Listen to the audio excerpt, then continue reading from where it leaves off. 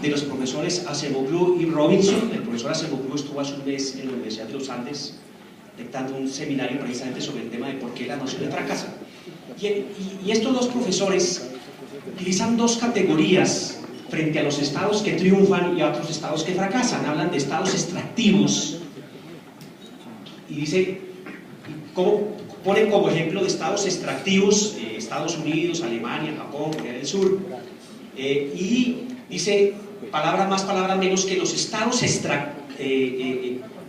inclusivos. Estados inclusivos producen instituciones inclusivas, y utiliza la categoría general de estados extractivos, que son aquellos que producen instituciones extractivas y en consecuencia son estados fracasados.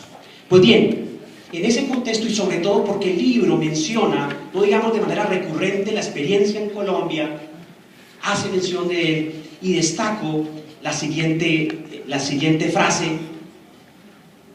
sobre Colombia. Él dice que Colombia es un estado extractivo con aspiraciones institucionales inclusivas. Y la cita de Acemoglu y Robinson es: Colombia, comillas, no es un ejemplo de estado fallido a punto de colapsar. Sin embargo, es un estado sin suficiente centralización y muy lejos de ejercer completa autoridad sobre todo su territorio. Aunque el estado es capaz de proporcionar servicios públicos y seguridad en grandes zonas urbanas como Bogotá y Barranquilla, existen áreas significativas del país donde se ofrecen pocos servicios públicos y la legalidad y el orden público son casi inexistentes. En su lugar, grupos alternativos y personas como Mancuso controlan la política y los recursos. En algunas partes del país, las instituciones económicas funcionan bastante bien y hay altos niveles de capital humano y habilidades empresariales.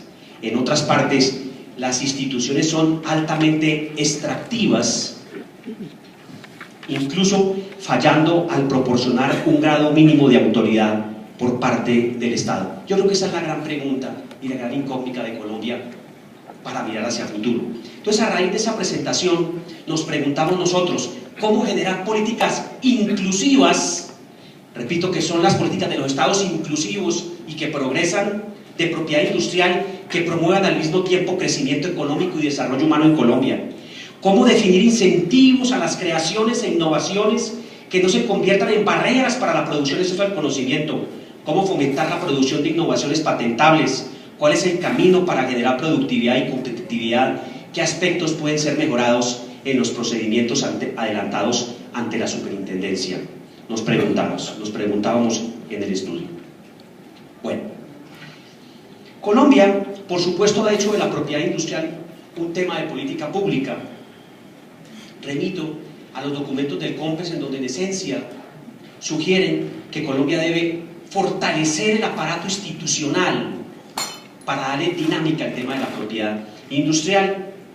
Y aprovechando la presencia del nuevo director de Colciencias, debemos mencionar la ley 1286 del año 2009, la cual trata de fortalecer el sistema de ciencia, tecnología e introduce la categoría e innovación en Colombia. El objetivo de esa ley es fortalecer el Sistema Nacional de Ciencia y Tecnología y a Colciencias para lograr un modelo productivo sustentado en la ciencia, la tecnología y la innovación para darle valor agregado a los productos y servicios de nuestra economía y propiciar el desarrollo productivo y una nueva industria nacional. A renglón seguido, entonces, hay un análisis de algunos de los derechos de propiedad intelectual en donde consideramos debe haber un mejoramiento para unirlo a esa política de hacer de la propiedad industrial más inclusiva y, por supuesto, el fortalecimiento institucional de los documentos COMPES. Y analizamos el tema de patentes, el tema de los signos distintivos y el tema de la desconexión que existe entre el Sistema Nacional de Ciencia, Tecnología e Innovación y el sistema de propiedad intelectual. Frente al primer punto de patentes, creo que hoy se han esbozado las grandes críticas, fundamentalmente el tema de costos. El superintendente lo afirmaba: no somos competentes en punto de la tarifación, y él sugería en una idea inclusiva la creación de oficinas regionales de propiedad intelectual. En materia de signos distintivos, destacamos nosotros o se propone que así como se ha creado una oficina jurisdiccional, que esa oficina tenga competencia para resolver asuntos judiciales relacionados con el tema de marcas. Hay muchos asuntos que no necesariamente, inexorablemente deben ir al Consejo de Estado, sino que pueden ser resueltos por el órgano más competente, más especializado en la materia. Y frente al tema central de nuestro estudio, que es la desconexión entre el Sistema Nacional de Ciencia, Tecnología e Innovación y el Sistema de Propiedad Intelectual, nosotros terminamos sugiriendo la creación de una delegatura que maneje el tema de la innovación. El tema de la innovación. Esa delegatura tendría la función principal de alinear la política de ciencia, tecnología e innovación, que es una de las necesidades urgentes que tendría Colombia en su ruta al progreso. Para ese efecto, nosotros hacemos una presentación, la siguiente sistematización. El conocimiento se produce, el conocimiento se transmite y el conocimiento se transfiere. En el tema de la producción del conocimiento está el problema de ¿con qué recursos se produce el conocimiento? Si con recursos públicos o con recursos privados. Y si el Estado está en la capacidad de ceder la titularidad de un proceso creativo, no obstante que es el que auspicia económicamente o apalanca financieramente una invención. Eso haría que se crearan unos modelos de negocios en donde el Estado recuperaría el apalancamiento con recursos públicos de invenciones, de creaciones, con modelos de negocios en donde el Estado también sea benefactor de las regalías por la explotación comercial de creaciones e invenciones. 2. El conocimiento se transmite. Es ahí en donde la universidad tiene un papel protagónico para introducirse en ese sistema de ciencia, innovación y tecnología. La universidad es el que capacita el capital humano que después se convertirá en capital social para que ese capital social, por supuesto, tenga incidencia en la innovación como factor de desarrollo social, humano y económico. La transmisión del conocimiento, por transmisión del conocimiento se entiende la educación y el desarrollo del capital humano. Aquí la alternativa consiste en dotar a los profesionales de las herramientas idóneas, no solo para generar conocimiento útil, sino además para poder propiciar y utilizar el conocimiento científico y tecnológico en general. Los sistemas de educación constituyen el eslabón fundamental en la transmisión del conocimiento. Por eso la universidad tiene que reivindicar aquellos derechos de propiedad intelectual que debidamente explotados por estos países pueden redundar en su beneficio económico, así como también discutir los temas sofisticados del primer mundo en el tema de derechos de propiedad intelectual, verbigracia, biotecnología, biología sintética, valoración de intangibles, etc. ¿Cuánto me queda? 4. Y finalmente el tema de la transferencia. Por transferencia se entiende la diseminación del conocimiento. El Estado e incluso el sector privado tiene que saber cuánto le cuesta producir un conocimiento, o si es mejor, la alternativa es mejor adquirirlo. Y ahí la transferencia de tecnología con base en cláusulas no abusivas que permitan una recepción. Esto es la internalización de externalidades para Colombia convertirse en un país innovador. Finalmente, quiero decir, en estos 10 segundos que me quedan, que podíamos también, así como sistematizamos el conocimiento, podíamos sistematizar la función que la universidad tiene dentro de la comunidad científica. La universidad inicialmente era transmisora del conocimiento. Segundo, la universidad hoy hace investigación. Y tercero, el gran reto es convertir a la universidad en innovadora. La universidad norteamericana es innovadora porque patenta. Nosotros estamos en un proceso intermedio, es decir, hemos superado la universidad como transmisora y estamos en el nivel de la universidad investigadora. El gran reto que tenemos es convertirnos también en universidad de innovación. Eso seguramente lo desarrollaré en alguna de las preguntas que deberé afrontar. Muchas gracias por su tiempo.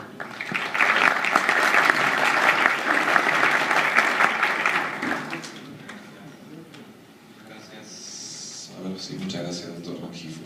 Le damos entonces la palabra a don Edgar Iván León.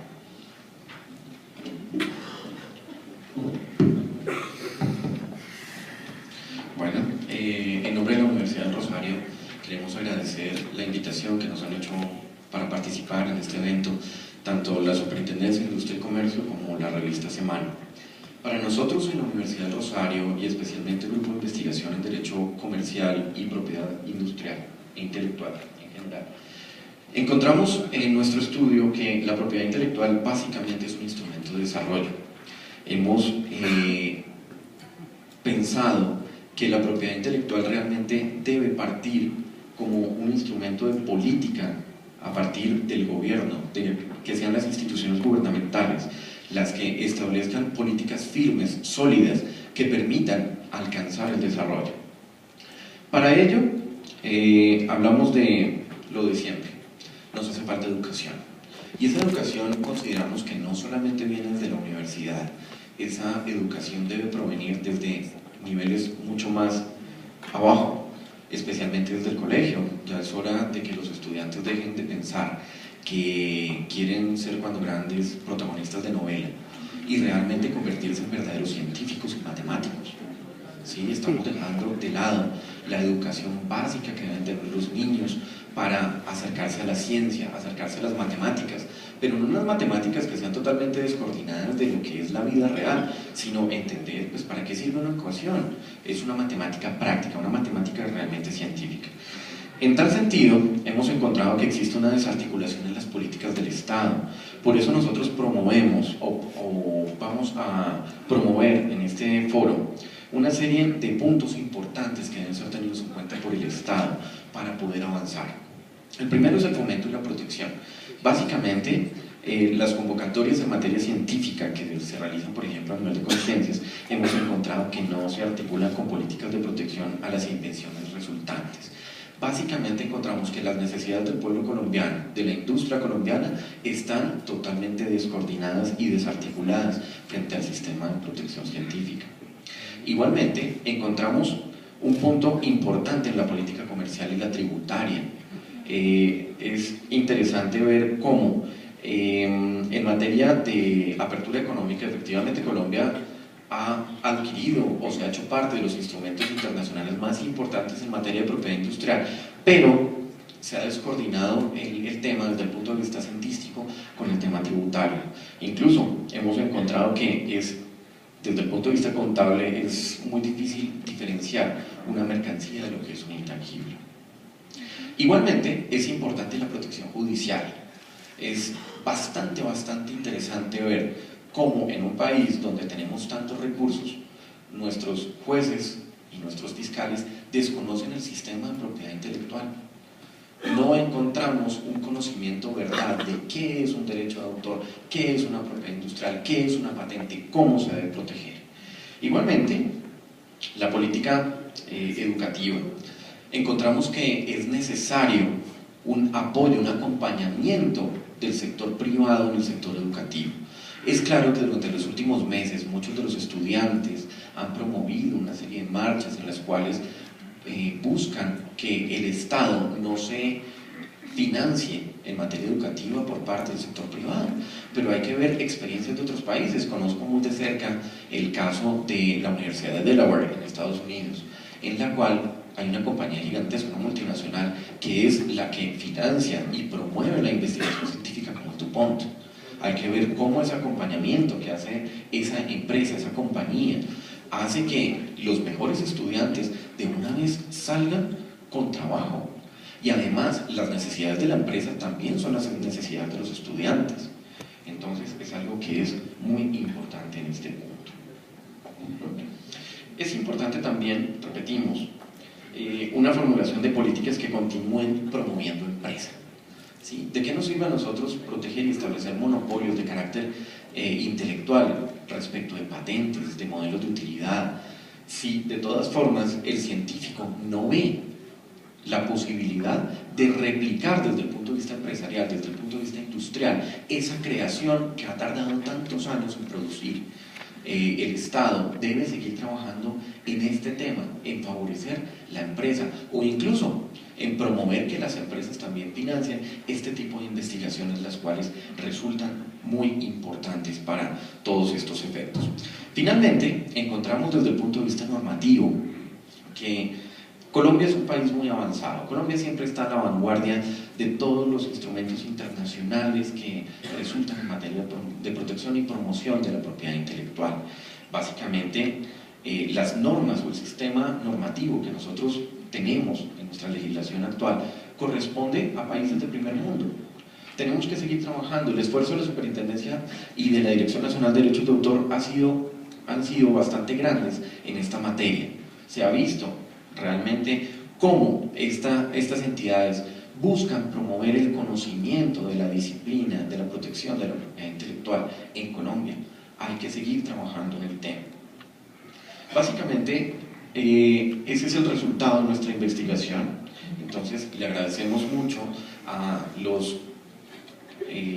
las entidades que nos han invitado y cedo la palabra al moderador. Muchas gracias.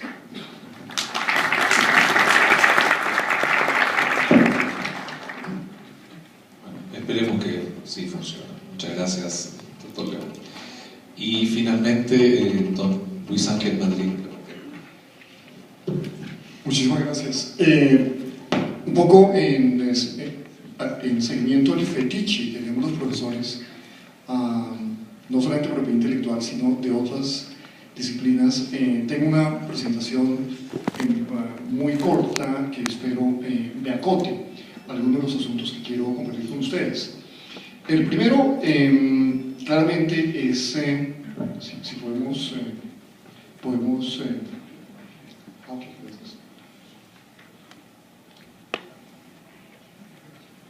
Maravilloso, funciona.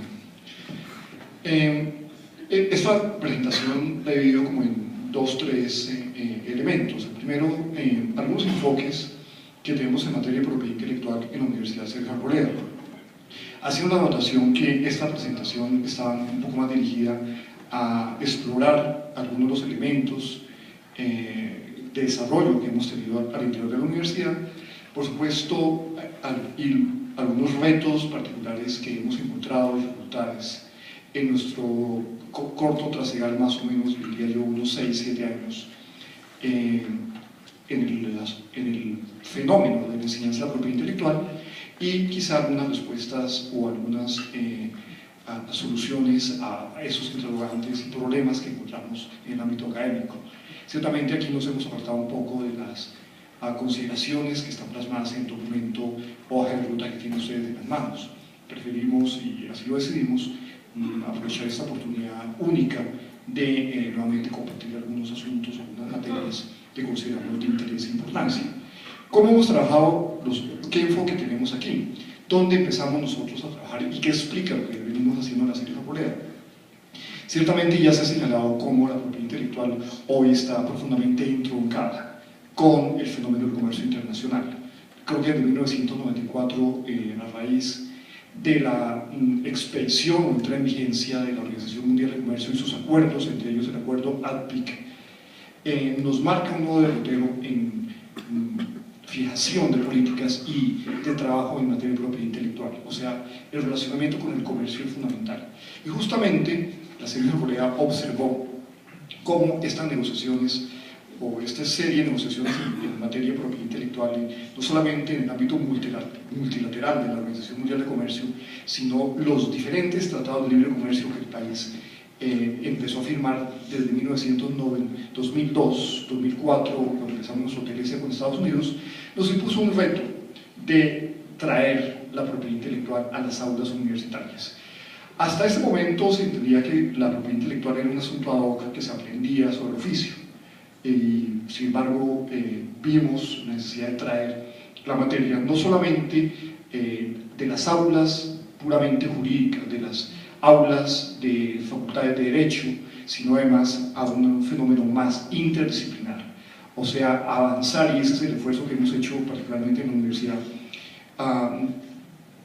avanzar de esos contenidos jurídicos que son propios de la disciplina que estamos hoy discutiendo aquí, sino hacia asuntos de gestión empresarial. De esta suerte, hoy día la materia, fundamentalmente en nuestro curso, en nuestras universidades, se imparte de una manera importante dentro de las carreras de administración, en las carreras de finanzas y comercio internacional, porque son justamente